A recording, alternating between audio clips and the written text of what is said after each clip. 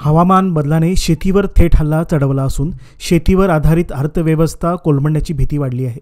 अस्मानी संकटाने हवालदिल झालेल्या शेतकऱ्यांना शेतीमालाला हमीभाव नसल्याने दुहेरी संकटाचा सामना करावा लागत आहे।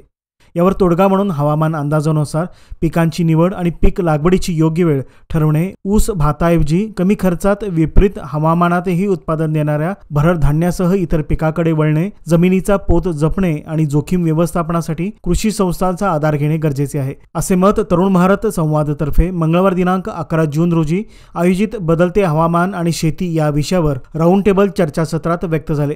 चर्चासत्रात कृषी उपसंचालक तथा जिल्हा कृषी अधिकारी नामदेव परीट, राहुरी विद्यापीठाचे नाचणी भरडधान्य संशोधन प्रकल्प प्रमुख डॉक्टर योगेश बन, ग्रामीण कृषी मौसम सेवा विभागाचे तांत्रिक अधिकारी डॉक्टर मयूर सुतार, शेतकरी संघटनेचे ॲडव्होकेट माणिक शिंदे, प्रगतिशील शेतकरी तानाजी मोरे आणि निवास शिंदे सहभागी झाले होते। आज आपण इथं एकत्रित यायचं कारण असं की तरुण भारतचा एक उपक्रम आहे। म्हणजे आम्ही याला आमचं उपक्रमच असं म्हणतो की लोकांना जे काय आजूबाजूला चाललेलं आहे, आता शेतीचा विषय घेतला आहे, याच्यापूर्वी अपघाताचा विषय, त्यानंतर पोहायला जी मुलं जातात वर्षा विहारासाठी, त्यानंतर त्यांना जे अपघात वगैरे झाले त्यासंबंधित एक समाज मनात एक जागरूकता निर्माण करणं आणि नेमकं काय चालू आहे याचं लोकांच्या समोर यावं म्हणून फक्त एकाची मुलाखत घेतली आणि ते आम्ही थांबलो असं नाही, तर या सगळ्या विषयाशी संबंधित जे जे वेगळे घटक आहेत, ज्यांच्यावर चांगला वाईट परिणाम होणार आहे, अशा व्यक्तींना आम्ही आणि अशा अधिकाऱ्यांना, अशा विभागांना एकत्र करून हे आमचं राऊंड टेबल एक साधारण एक आठवड्यानं वेगवेगळ्या विषयावर किंवा त्या आठवड्यात जे काही घडेल त्याच्यावर असतं। आजचा आपला हा जो विषय आहे ते बदलते हवामान, शेती आणि या सगळ्या बदललेल्या हवामानाचे बरे वाईट झालेले या सगळ्या आपल्या जनजीवनावर झालेले परिणाम याच्यासाठी आजचे हेच आहे। ॲडव्होकेट माणिक शिंदे, कोल्हापूर जिल्हा शेतकरी संघटना अध्यक्ष। मी स्वतः शेतकरी आहे आणि मी असं नाही की नुसताच वकील आहे, तर मी शेतकरी आहे, हाडामाचा शेतकरी आहे। मी लहानपणापासून शेती करत आलेलो आहे, कारण आमच्या घरची 4 एकर शेती असल्यामुळं मी लहानपणापासून शेती करत आलेलो आहे। आणि आम्ही लहानपणापासून पेपर पण वाचण्याचा आम्हाला हे होता, शौक होता, छंद होता आणि आम्ही नेहमी पेपर वाचत आलेलो आहोत। पेपरमध्ये नेहमी असायचं की ह्या तारखेला पाऊस पडणार, ह्या तारखेला हवामान बदलणार आणि 12 तारखेला पाऊस चालू होईल, 10 तारखेला पाऊस चालू होईल आणि त्यामुळे आम्ही शेताची हे करून ठेवायची, पेरणी करून ठेवायची, मशागत करून ठेवायची। आणि आता उद्या पाऊस येणार आहे असं आम्ही पेपरला वाचलं की आम्ही आज युरिया टाकून ठेवायचा आणि पाऊस तर काही पडायचाच नाही, कडकडीत ऊन पडायचं आणि आमचं पीक हातचं जायचं, असा सुद्धा आम्हाला अनुभव आलेला आहे। त्यामुळं मला असं वाटतं की हवामान अंदाज हा अजूनही कुणाला सापडलेला नाही। निसर्ग हा मोठा आहे आणि निसर्गाच्या पुढं अजूनही मानव हा अधुरा आहे आणि माणसाला सुद्धा अजून निसर्ग काय करणार आहे पुढं भविष्यात हेच कळलेलं नाही। आणि आता जर आपला मे महिना जर बघितला, जाता झालेला मे महिना बघितला, तर या मे महिन्यामध्ये एवढा मोठा पाऊस पडला की आमच्या सगळ्या संपूर्ण आयुष्यामध्ये असा आपण पाऊस बघितला नव्हता की हा मे महिना आहे काही जुलै महिना आहे हेच समजलं नाही। असा तरणा आणि म्हाताराच पाऊस वाटला आणि निदान ह्यावर्षी निदान पंजाबराव डक असतील, त्यांनी चांगला हवामान अंदाज दिला की उन्हाळ्यात असाचा पाऊस पडेल, 13 तारखेपासून पाऊस चांगला पडेल। हवामान खात्यानं सुद्धा सांगितलं होतं की ह्या वर्षी चांगला 102-103% सरासरीपेक्षा जास्त पाऊस पडेल आणि तो खरोखर पडला। पण आत्ता जर बदलतं हवामान जर बघितलं तर ही शेतीला पूरक नाही, कारण कुठंतरी आम्ही काहीतरी उन्हात घातले। आता भुईमुंग केला होता आम्ही, तो मे महिन्यामध्ये निघाला, पण त्या भुईमुंगाला आता काढता आलं नाही, त्याला मोड आलं, त्याला उन्हातमध्ये घालता आलं नाही, एवढा पाऊस बाहेर पाऊस, त्यामुळे घरात ठेवायची किती मर्यादा आमच्यावाल्या, त्याला कोंब आलं आणि शासन आणि एक म्हणजे सुलतानी संकट आणि दुसरं म्हणजे आसमानी संकट, असं दोन्ही संकटामध्ये कात्रीमध्ये शेतकरी सापडलेला आहे। आणि शेतकऱ्याला वालीच कोण नाही असं झालं। एक म्हणजे शेतीमालाला भाव नाही, त्यात हवामानाचा आम्हाला अंदाज येत नाही आणि हवामानाचा अंदाज नाही तिथं आमचं नुकसान होतं आणि शेती जरी काही पिकलं काय झालं तर त्यातनं शेतीमालाला पण भाव नाही। आता सरकार काय म्हणतं की आता AI तंत्रज्ञान वापरा, जे आपण आर्टिफिशियल इंटेलिजन्स म्हणतोय ते की ते वापरा म्हणून सांगते, पण त्यासाठी आमच्यावर 50,000 रुपये कर्ज टाकणार शेतकऱ्यांच्यावर। आधीच दर नाही, आधी शेती तोट्यात आहे आणि त्यात आम्हाला कर्ज देऊन हे जर AIत असेल तर ते काही शेतकऱ्यांच्या फायद्याचं नाही। सरकारनं पूर्ण ह्याचा खर्च सरकारनं उचलावा, आमच्यावर शेतकऱ्याच्यावर रुपये टाकू नये आणि AI जर असं शेतकऱ्यांना मोफत दिलं तर आम्ही ते स्वीकारायला तयार आहे. कारण आम्हालासुद्धा आधुनिक शेती करावी वाटते. आम्हालासुद्धा पाठिंबाच्या शेतीत राहायचं नाही. आम्हाला आधुनिक शेती करून, चांगली शेती करून ह्या जगामध्ये एक भारताचं नाव उज्ज्वल करायचं आहे. कारण जेव्हा 36 कोटी लोकसंख्या होती त्यावेळी आम्ही देशाला पुरेल अन्न तयार करत नव्हतो. पण आज देशाची लोकसंख्या साधारणपणे एक 1,50 कोटीवर गेली आणि आज आम्ही देशाला चांगलं अन्नधान्य दिलेलं आहे. पूर्वी आपण साधी सेंद्रिय शेती करत होतो, पण आता ह्यांनी सगळे आम्हाला युरिया वापरा, NPK वापरा म्हणून सांगितलं. आम्ही ते वापरलं. देश स्वयंपूर्ण झाला अन्नधान्यामध्ये. पुन्हा हीच लोक सांगायला आलीत की आता सेंद्रिय शेती करा, हे काय हे युरिया वापरू नका, कॅन्सर होतो आहे. आणि म्हणून आम्ही पुन्हा सेंद्रिय शेती वापरायला चालू केली. तसं आता ही लोक म्हणतात AI वापरा, मध्ये म्हणले जर्सी गाय वापरा, होस्टन गाय वापरा, दुधाचा महापूर आणूया, परत आता मध्ये देशी गाय वापरा, ते आरोग्याला दूध चांगला आहे. तसं आता AI आम्ही घेतो AI, पण उद्या तुम्ही म्हणशीला की AI घेऊ नका आणि AI चांगलं नाही, अशी परिस्थिती भविष्यात येऊ नये. त्यामुळे मला एवढंच म्हणायचं आहे की शेतकऱ्याला 4 पैसे मिळू द्यात. तुमचं आम्ही AI घेतो, पण आमच्यावर रुपया कर्ज न टाकता हे AI आम्हाला द्यावं. कारण आता महाराष्ट्र शासनानं 500 कोटीचं कर्ज देऊन, राज्य बँकेमार्फत 500 कोटीचं कर्ज देऊन बारामतीचे जे काही आपलं बारामती कृषी संस्था आहे त्यांच्यामार्फत AI द्यायला लागल्यात. पण आमच्यावर कर्ज न देता AI द्यावं, आम्ही ते स्वीकारतो आणि देशाला एक चांगला अजून अन्नधान्यामध्ये आम्ही स्वयंपूर्ण करतो. तंत्रज्ञान नाही पोचलेलं, अजून कुठेही गेलेलं नाही. अजून आमच्या गावात तंत्रज्ञान आलेलं नाही. ते आता आमचं गाव सिटीजवळ आहे, तरी आमच्या गावात अजून AI तंत्रज्ञान आलेलं नाही. मागास इथं कुठं पोचणार आहे? ते पोचणारच नाही. कुठंतरी एका ठिकाणी लावायचं, त्याचा फायदा तिथं जिल्ह्याला होणार असं होणार नाही. ते बांधा सगळीकडे गेलं, सगळ्या गावागावात गेलं तर त्या शेतकऱ्यांना फायदा होणार आहे. हे आता कुठल्या तरी कारखान्यावर लावलं, बावडा कारखान्यावर लावलं किंवा कुंभी कासारी कारखान्यावर लावलं आणि तिथनं हवामान अंदाज सांगितला तरी ते होणार नाही. हे गावागावामध्ये राहिलं पाहिजे. एवढ्या देशाला स्वातंत्र्य मिळून 75 वर्ष झाली, पण अजून गावागावामध्ये हवामान हे पाऊस किती पडला ह्याचं तिने हे ठेवलेलं नाही, म्हणजे यंत्र ठेवलेलं नाही. मला असं सरकारला म्हणायचं आहे की सरकारनं गावागावामध्ये यंत्र ठेवावं की ह्या गावात किती पाऊस पडला. आता आम्हाला कधी दाजीपुरात किती पडला, कोल्हापूर तालुक्याच्या ठिकाणी पाऊस यंत्र आहे. हे गावागावात पाहिजे, प्रत्येक शेतकऱ्याच्यात, आणि सरकारनं पुरवलं पाहिजे. ही सरकारची जबाबदारी आहे की त्या गावामध्ये किती पाऊस पडला, हवामान किती आहे, आर्द्रता किती आहे, बाष्पीभवन किती आहे, हे सरकारनं स्वतः दिलं पाहिजे. सरकारला इकडे देश अन्नधान्यामध्ये स्वयंस्फूर्त केला पाहिजे. देशाला पुरवलं एवढं धान्य उत्पन्न झालं पाहिजे सरकारला वाटते. तर सरकारनं सुद्धा ह्या सोयी दिली पाहिजे. आम्ही सोयी केल्या असते या सगळ्या, पण आम्हाला शेतीतून भाव मिळत नाही, शेती तोट्यात आहे. त्यामुळे आम्ही हे उभं करू शकत नाही. मग सरकारने हे उभं केलं पाहिजे आणि सरकारने जबाबदारी स्वीकारली पाहिजे असं मला वाटते. त्यामुळे शेती खूप अडचणीमध्ये आली आहे पावसामुळे. कारण आता ऊसाची पूर्ण पक्की भरणी पण करता आलेली नाही शेतकऱ्यांना आणि शेतकरी खूप आर्थिक अडचणीमध्ये सापडलेला आहे. पण हवामानाच्या खात्याच्या अंदाजानुसार चुकल्यानुसार शेतकऱ्यांची पूर्णपणे अंदाज फेल गेले. अजून भात पेरणी आमच्या भागामध्ये बरीचशी झालेली नाही. त्यामुळे शेतकऱ्यांची जे पीक कर्ज आहे ते कसे फिटेल हा त्यांना मोठा प्रश्न आहे. कसं आहे, आता मे महिन्यामध्ये पर्यंत शेतकरी ऊसाची पूर्ण लागवड दुसरे तिसरे हप्ते टाकत होते. पण ह्या 20 तारखेपासून सुरू झाल्यामुळे मे महिन्याच्या त्यांना हप्ते टाकता आलेले नाही. त्यामुळे ऊसांची वाढ पूर्णपणे झालेली नाही. आणि जे आता झालेले आहेत, लेट लावून ऊसाचे झालेले आहेत, ते आता ह्या पावसामुळे ते कमकुवत झाले आहेत.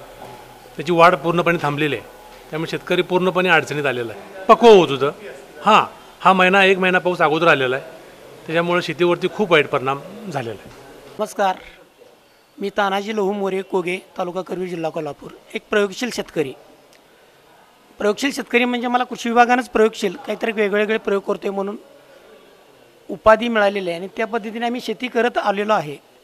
पण आता आमचे सहकारी माणिक शिंदे असतील, बावडीदार निवास शिंदे असतील, शेनीच सांगितलं, खरोखरच आम्ही वयानं खूप लहान आहे. पण ह्यावेळा 14 मेपासून जो पाऊस पडला, आम्ही वयस्कर लोकांना गावातले विचारले की अगदी 100-90च्या लोकांच्या वयाच्या विचारलं तरी आमच्या आयुष्यात असा पाऊस आम्ही बघितलेला नाही. आणि शेतकरी काय करतो की हमी भाव नसल्यामुळे काहीतरी आंतरपीक वगैरे करत असतो. माझं स्वतःचं 4 एकर सूर्यफूल होतं. सूर्यफूल काढून वाळवून फक्त घरी ठेवलं. ती 4 एकर रान अजून मशागत करायचं तसंच राहिलेलं आहे. पूर्वी एक स्लोगन होती शासनाची की झाडे लावा, झाडे जगवा. आम्ही एक आमच्या बांधावरती सागवानचे 4 झाडं तोडायची परवानगी मागितली होती. तर आम्हाला फॉरेस्ट डिपार्टमेंटनं की 100 झाडं लावणार, स्टॅम्पवर लिहून द्यानी झाडं तोडा म्हणून सांगितले होते. आत्ताच्या काळात एवढे मोठे रस्ते व्हायला लागले आहेत, 100 वर्षाची झाडं तोडालेत. तोडून कुठं म्हणजे काय करायलेत, काय कॉन्ट्रॅक्टर, गव्हर्नमेंट, शासन काय कोणाचं तिकडे लक्ष नाही. कारण ती झाडं लावायला पाहिजे होती. पावसाचा एवढा अतिरेक झाला आहे, 2 महिने पाऊस लागणार, तो 2 तासात पाऊस होऊन जायला लागला आहे. त्याच्यामुळं शेतीचं एवढं मोठं नुकसान झालं आहे की म्हणजे न भरून निघण्यासारखं नुकसान आहे. कारण पूर्वी डांबरी रस्ते असायचे शिंदेसाहेब, डांबरी रस्त्यावरती सूर्यप्रकाश आपसाक व्हायचा, म्हणजे शोषून घ्यायचा. आता आम्ही मोठे रस्ते करतोय, मोठा विकास करतोय असं म्हणजे म्हणते, त्यांना वाटत असेल मोठा विकास, त्यांच्या बाबतीत त्यांचा पण विकास होत असेल, पण ॲक्च्युली शेतकरी यात संपलाय, तळागाळाला गेला आहे. कारण हे सिमेंटच्या रस्त्यामुळं सूर्यप्रकाशाचे लिफ्रिक लावले आणि परत उष्णता वाढून 0.2 टेम्परेचर वाढलं आहे.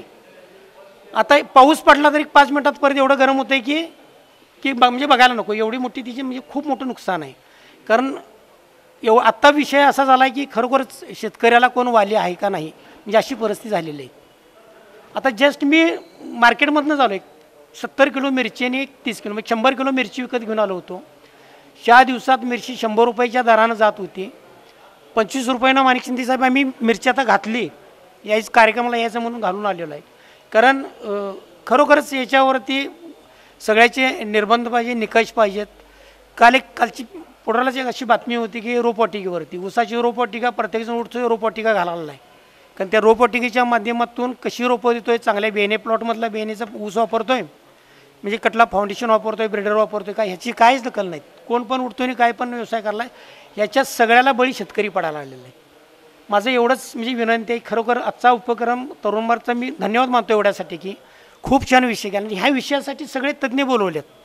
अगदी आता काशी सरांनी सांगितलं तसे मी दररोज ऐकतो यांना, पण आज प्रत्यक्ष आमची भेट झाली. आता परीट साहेबांचे आमचे गुरुज आहेत. सेंद्रिय शेतीमध्ये आम्ही ओढ करायला तर म्हटलं सेंद्रियला पॅरल तुम्ही NPK देऊन करा तर उत्पन्न वाढणार आहेत. तुम्ही म्हणताय तसं अगदी अतिरेक दुधाचा महापुरी आहे पाहिजे आणि मग आता देशी गाई पाळा वगैरे ते शक्य नाही. हा समतोल राखून विषय झाला तर खरोखरच आपण जगणार आहे आणि आपला देश पण जगणार आहे. ॲक्च्युली गेले 25 वर्षातला रोहिणीचा पेरा यावर्षी माझा चुकला. अगदी कृषी विभाग पण माझ्याकडे असतो, बीज प्रक्रिया करण्यापासून पेरणी पतूर. 25 वर्षातला रोहिणीचा 25 मेचा पेरा माझा ह्यावेळा चुकलेला आहे.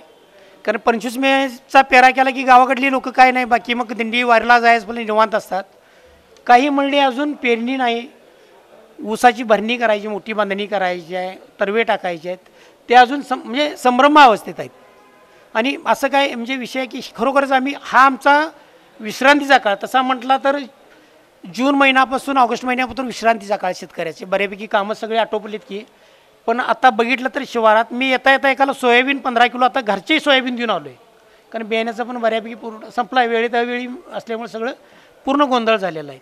कारण ह्या आमच्या विश्रांतीच्या काळावरती पण ह्या पावसाच्या यानं आम्हाला म्हणजे आमच्यावरती घाला पडला म्हटलं तरी असं वागो ठरणार नाही. आता ह्या वेळेचं पंचांग जर बघितलं काशीद साहेब तुम्ही ना, मृगाचं कोला काहीतरी वाहन आहे, त्यानंतर म्हैस आहे, म्हणजे बेडक हत्ती वगैरे म्हैस वगैरे हे पावसाची वाहन म्हणायची. म्हणजे आपण ऋतूप्रमाणे किंवा त्यांच्या नक्षत्राप्रमाणे बघायला गेलं तर खरोखर ह्यावेळा आम्हाला वाटत होतं की पाऊसमान यंदा तसं कमी आहे. पण ते पंचांगाचं पावसानं बांधून ठेवलं आहे सगळं बाजूलाच. आणि पाऊस एवढा लागला अतिरेक की खरोखर तुम्ही म्हणताय तसा की आम्ही रोहिणीचा पेरा झाला की आता खरोखर आमची कोळपण वगैरे झाली असते ना की चला मग त्याला दुसरी पण नाव आहेत रोहिणीची, पहिला म्हाताराचा पाऊस, तरण्याचा पाऊस, सुनांचा पाऊस वगैरे त्याप्रमाणे पाऊस लागत होता तो.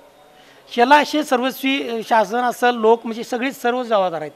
हे वनीकरण व्हायला पाहिजे होतं ते म्हणजे लागवड व्हायला पाहिजे होती, झाडं लागायला पाहिजे होती. आता आल्यात शोभीची झाडं सगळी, नैसर्गिक जी झाडं पाहिजे होती एक्स्ट्रा ऑक्सिजन येणारी म्हणजे बेट असेल, वड, पिंपळ वगैरे ती झाडं बाजूलाच राहिलेत. आता शोभेची दिसतात कशी तर काय असाच विषय आहेत. आम्ही आमच्या परिसरात की घराच्या असेल की एकही झाड असं नाही की काहीतरी आम्हाला फळ पण देणार आणि त्याच्यापासून एक्स्ट्रा ऑक्सिजन मिळणार, आम्ही तिचे हे केलेत. हे सर्वांनी केलं तर खरोखरच चांगलं आहे. नाही तर हे म्हणजे आपलं म्हणजे काय म्हणतो की आपण नुकसान अगदी जवळच आले असं वाटतंय आपल्याला. शासन तरी आहे की आपापल्या खुर्चीसाठी विषय चालला आहे त्यांचं, त्यांना म्हणजे ठेवायचं त्यांना की आपण कसं राहतो ह्या ह्याच्यात सगळे आहेत, त्यांचं लक्ष कुणाकडे नाही आहे. शेतकरी काय सगळ्यात मुद्दा कोणाच्या डोक्यावर पाहायचं द्यायचं असेल तर शेतकरी कितीही काय केलं तर तो सहन करतो, म्हणजे हे करतो आणि काय त्यातनं बोलत नाही, त्यांची युनिटी होत नाही.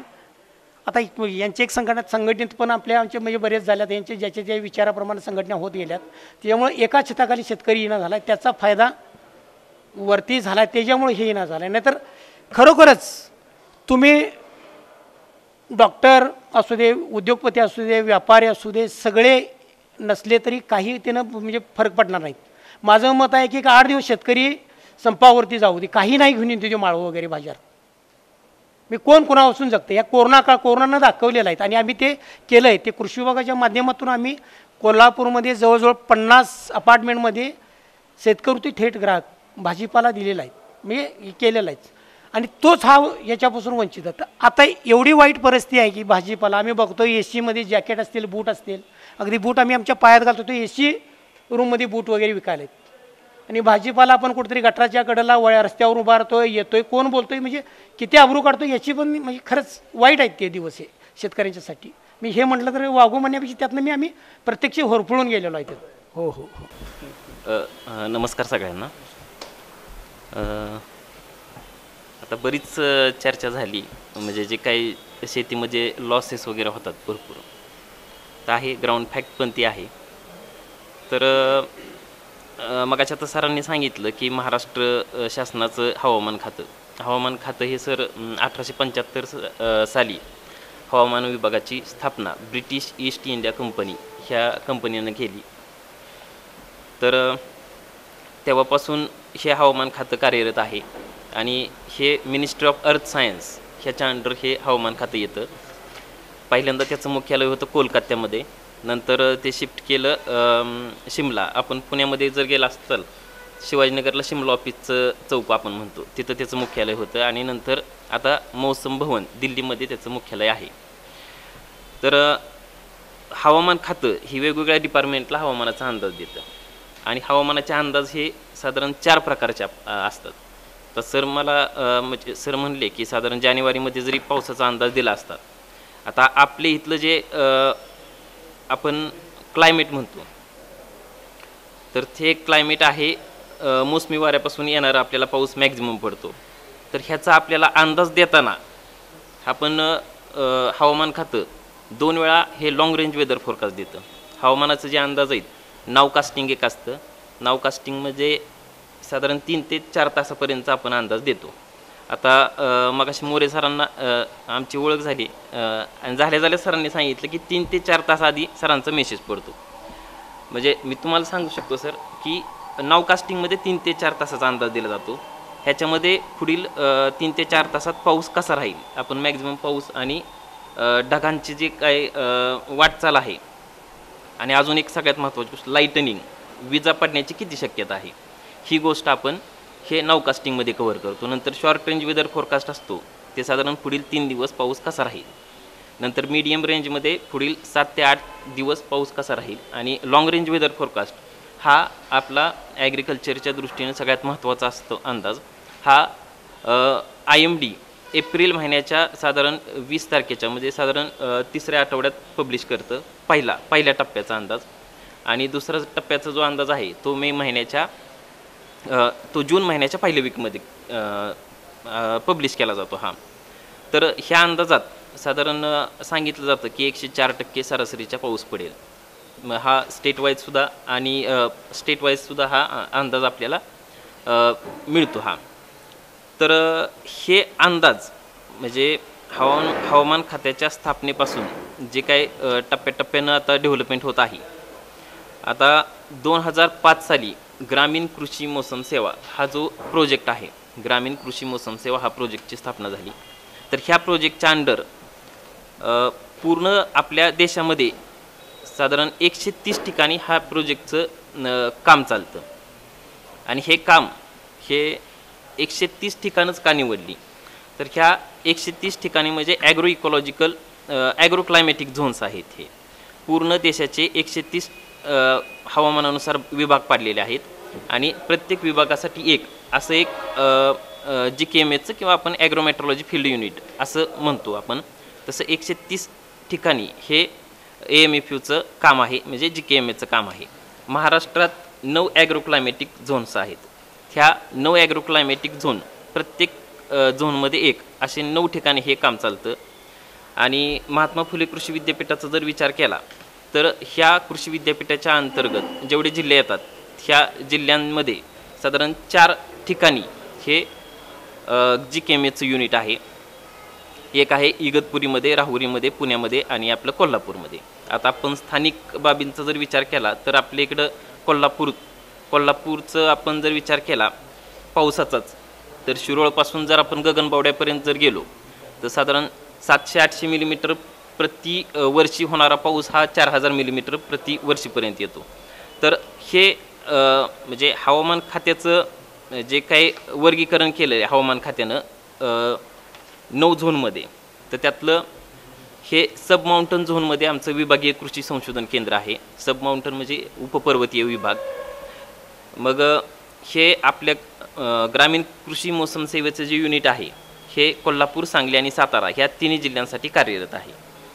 तर आम्ही ह्या GKMHच्या युनिट अंतर्गत काय काम करतो, तर आठवड्याच्या दर मंगळवार आणि दर शुक्रवारी आम्ही हवामान आधारित हवामान अंदाज 5 दिवसाचा पुढचा हवामानाचा अंदाज, बरं त्या हवामानाच्या अंदाजामध्ये पुढील 5 दिवस जे हवामान घटक आहेत, म्हणजे हवामान घटक कोणते, तर पाऊस कसा राहणार, नंतर टेम्परेचर, मॅक्झिमम टेम्परेचर, कमाल तापमान म्हणजे 24 तासात जेवढं जास्त तापमान जातं ते तापमान किती राहील, किमान तापमान म्हणजे 24 तासातलं किमान तापमान म्हणजे कमीत कमी तापमान ते साधारण सूर्योदयाच्या आधी 10 मिनिट येतं तापमान तर ते किमान तापमान.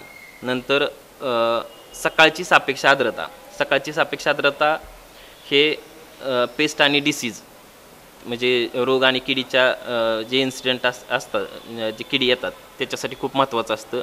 तसंच दुपारची सापेक्ष आर्द्रता, वाऱ्याचा वेग आणि वाऱ्याची दिशा ह्या सगळ्या जवळपास 7 ते 8 वेदर पॅरामीटर हे त्यात कव्हर केले जातात. पुढील 5 दिवस डेट वाईज आपण हा अंदाज देतो आणि ह्या अंदाजाचा उपयोग करून आपल्या त्या जिल्ह्यामध्ये त्या तालुक्यामध्ये कोणते मेजर क्रॉप आहेत आणि ते क्रॉप कोणत्या स्टेजला आहेत आणि त्या स्टेजवर ह्या हवामानाच्या अंदाजाचा काय उपयोग म्हणजे काय परिणाम होईल.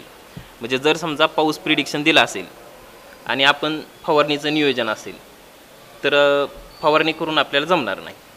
तर मग तिथं समजा आपण ऊसावरचं असेल किंवा गहू असेल किंवा सोयाबीन असेल तर आम्ही तिथं लगेच त्यानुसार आमची जी टीम आहे, जे एक्सपर्ट म्हणजे प्रत्येक पिकाचे जे एक्सपर्ट आहेत, अशी जवळपास 12 एक्सपर्ट लोकांची टीम आहे, ती टीम सल्ला तयार करते. हवामानाचा अंदाज जो दिला जातो त्या हवामानाच्या अंदाजाच्या आधारे सल्ला तयार केले जातात प्रत्येक पिकावाईज आणि त्या पिकाच्या स्टेज वाईज. जर समजा स्प्रेइंग करायचं असेल म्हणजे पाऊस येणार असेल तर स्प्रेइंग देऊन काय उपयोग नाही. आम्ही क्लिअर सांगतो की पावसाची शक्यता आहे, तुम्ही फवारणी करू नका. तासगावमध्ये ग्रेपचा भरपूर एरिया आहे, तर ग्रेपमध्ये असे कितीतरी फार्मर्स आहेत आम्हाला अटॅच झालेले. दररोज नुसतं क्लाउडी जरी कंडिशन झाली असं म्हणलं तरी ते स्प्रेइंगचं त्यांचं शेड्यूल चेंज होतं. आणि एक जर स्प्रे वाचला तर साधारण आता तुम्हाला भरपूर म्हणजे हे असेल, एक स्प्रे साधारण 2,500 ते 3,000 रुपयाचं कॉस्ट वाचतं. मग असे आमचे बरेच शेतकरी आहेत की एका वर्षात नुसतं ग्रेपचा जर विचार केला तर 7 ते 8 स्प्रे वाचले आहेत सर. 7 ते 8 म्हणजे साधारण 2,000 रुपये पर एकर जरी म्हणलं तरी 14,000 ते 15,000 रुपये वाचतं. त्याचबरोबर जर समजा हार्वेस्टिंगच्या वेळेस आता उन्हाळी भाताचा असेल, हार्वेस्टिंगच्या वेळेस जर पाऊस येणार असेल तर तो अंदाज दिला जातो. पाऊस येण्याची शक्यता आहे.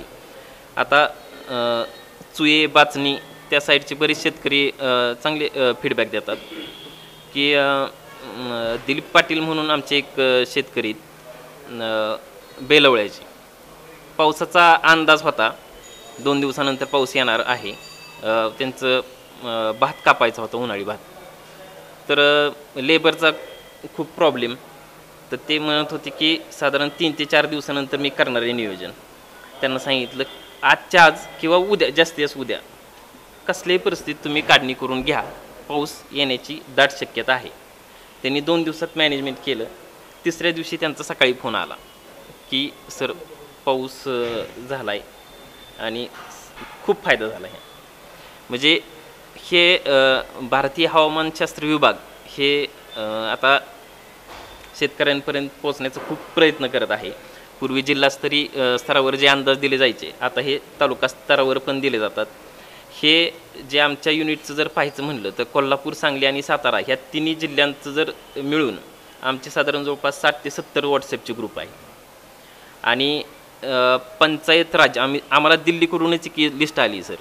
आता तुम्ही कोग्याचं सांगितलं तर आता कोग्याचं जर सर्च केलं मी आमच्या कॉन्टॅक्ट लिस्टमध्ये तर आम्हाला त्यावेळी एक साधारण 2 वर्षापूर्वी ती लिस्ट आलेली, त्यावेळेचे जे सरपंच आहेत त्या सरपंच प्रत्येक गावचे सरपंच आमच्या ह्या लिस्टमध्ये ॲड आहेत.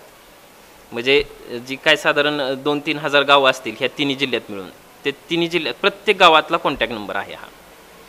म्हणजे ह्याचा मला पण एक सगळ्यांना हेच विनंती आहे की प्रत्येक शेतकरी बांधवांनी की ह्या ग्रुपमध्ये ॲड होणं महत्त्वाचं आहे, व्हॉट्सॲपच्या ह्या ग्रुपमध्ये. आणि आत्ता सर लोक आता यूट्यूब आणि इंस्टाग्राम ह्याचा खूप वापर करतात. आता बरेच आता रिपोर्टर पण आहेत तिथं. तर इंस्टाग्रामचं सर आम्ही एक समजा आता सरांनी रेडिओचं आता थोडंसं जनरेशन गॅप असतं, मी थोडंसं हेच बोलतो. तर सकाळी संध्याकाळचं 7:30 वाजता तुम्ही ऐकता हवामानाचा अंदाज.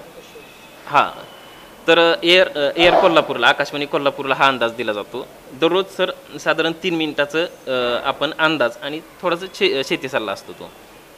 तर ह्याचबरोबर व्हॉट्सॲपवर तर चांगले फीडबॅक येतातच, पण इंस्टाग्रामवर सर आम्ही समजा हवामानाचं जर काय एक्स्ट्रीम वेदर इव्हेंट्स असतील किंवा नावकास्टिंगचं मी सांगितलं 3 ते 4 तासाचा पाऊस, तर एका पोस्टला साधारण 20-20, 30-30 हजार व्ह्यूज येतात. म्हणजे व्ह्यूज काय येतात तर मॅक्झिमम जे यंग फार्मर्स आहेत, यंग फार्मर्स हे आता त्याचा भरपूर यूज करतात. म्हणजे एकंदरीत काय सांगायचं आहे की तर हवामान खातं हे प्रयत्न करत आहे आत्ता मोठ्या प्रमाणात की शेतकऱ्यांपर्यंत पोचायचं. आणि हवामानाच्या अंदाजाचं जर विचार म्हणजे पूर्वी चुकायचे ते, पण आता मॅक्झिमम आता प्रत्येक जे मॉडेल्स असतील त्या मॉडेल्सचं डेव्हलपमेंट झाली. टेक्नॉलॉजीशिवाय आपण काही करू शकत नाही सर. आता जे सॅटेलाईट्स आहेत नवीन जे येत आहेत, सॅटेलाईट्स आहेत, रडार आहेत, आणि जे ॲटोमॅटिक वेदर स्टेशनचं आता नेटवर्क मोठ्या प्रमाणात उभा केलं जाणार आहे. आत्ता प्रत्येक गावात सर एक ॲटोमॅटिक वेदर स्टेशन उभा केलंच जाणार आहे.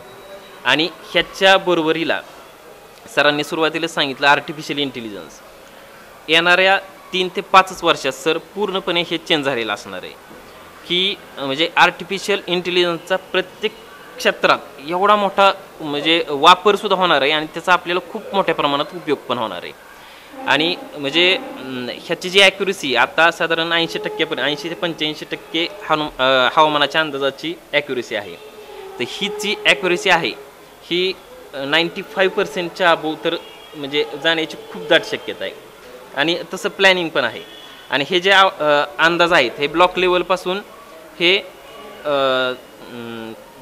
गाव पातळीवरती आणि अजून काही दिवसात फार्मवर म्हणजे त्या लेवलला सुद्धा हवामानाचे अंदाज देण्याचं हे नियोजन तर आहेच. हे म्हणजे एकंदरीत हे लॉसेस जे हवामानाच्या जे एक्स्ट्रीम वेदर तर आहेत, एक्स्ट्रीम वेदर इव्हेंट्स वाढलेले आहेत. म्हणजे गारपिटीचं प्रमाण वाढलेलं आहे, कमी वेळेत जास्त पाऊस होण्याचं पण प्रमाण वाढलेलं आहे. म्हणजे मी काल फोन आल्यापासून थोडीशी आकडेवारी सर पाहत होतो. तर जागतिक तापमानवाढीचा आपला हा विषय होता. तर 2023 हे सगळ्यात हॉट इयर मानलं जात होतं, पण 2024नं हे 2023चं रेकॉर्ड पूर्ण ब्रेक केलं. म्हणजे एकाच वर्षात रेकॉर्ड ब्रेक झालं. 1.50 म्हणजे साधारण 1.5 डिग्री सेल्सिअसनं हे टेम्परेचर वाढलं. आणि साधारण म्हणजे आपल्या शेतीच्या बाबतीत जरी विचार करायचा म्हणलं तर 2 डिग्री सेल्सिअसनं जर टेम्परेचर वाढलं सर तर गव्हाच्या उत्पादनात साधारण 15 ते 20% घट होती. आणि पेस्ट आणि डिसीज त्याचं तर इन्सिडेन्स एवढं वाढतं मोठ्या प्रमाणात. आता हा अवकाळी पाऊस जो झाला तर हे सगळे क्लायमेट चेंजचे परिणाम आहेत. आता समुद्राच्या पाण्याच्या पातळीचं जर पाहिलं तर एका वर्षाला साधारण 3 मिलीमीटरनं समुद्राच्या पाण्याची पातळी वाढते. बरेचसे अशा देश आहेत की त्यांचे समुद्रापासून त्यांची हाईट 1 मीटरपेक्षा पण कमी आहे. आता मालदीवसारखे जे देश आहेत 1 मीटरपेक्षा कमी हाईट आहे. म्हणजे अजून काही वर्षात हे पूर्णपणे पाण्याखाली म्हणजे गेलेले आपल्याला दिसतील ते देश. म्हणजे खूप गंभीर परिणाम आता आपल्याला भोगावं लागणार आहेत. पण हवामानाचा अंदाज आणि सगळ्यांनी एकत्र येऊन प्रयत्न करण्याची म्हणजे खूप गरज आहे असं मला तर वाटतं सर. आता जे ब्लॉक लेवलचे जे फोरकास्ट येतात सर, ब्लॉक लेवलचे जे आमचे ग्रुप आहेत त्या ग्रुप वाईज आमचे मेसेज जातात ना ते, म्हणजे शिरोळसाठी तो वेगळा, मध्य भागासाठी वेगळा आणि पश्चिम भागासाठी तो पण वेगळा.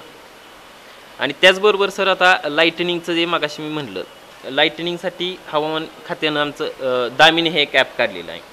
तर दामिनीचा सुद्धा एक मोठ्या प्रमाणात लोकांना खूप फायदा होतो आहे. म्हणजे अजून म्हणजे खूप गरजेचं आहे हे, म्हणजे शेतकरी बांधवांसाठी तर गरजेचं आहे, पण सामान्य नागरिकांनी सुद्धा प्रत्येकाच्या मोबाईलमध्ये हे ॲप असणं खूप गरजेचं आहे. कारण 7 तास 7 मिनिट 14 मिनिट आणि 21 मिनिट अशा त्या रेंजनुसार अलर्ट दिले जातात. आणि आपल्याला जर समजा अलर्ट 7 मिनिट 14 मिनिट जरी पुरेसा आहे ना तेवढं, म्हणजे सुरक्षित ठिकाणी जाण्यासाठी, आणि डायरेक्ट जीवितहानी होऊ शकते ना, म्हणजे मेंढपाळ असतील त्यांच्यासाठी तर खूप गरजेचं आहे हे.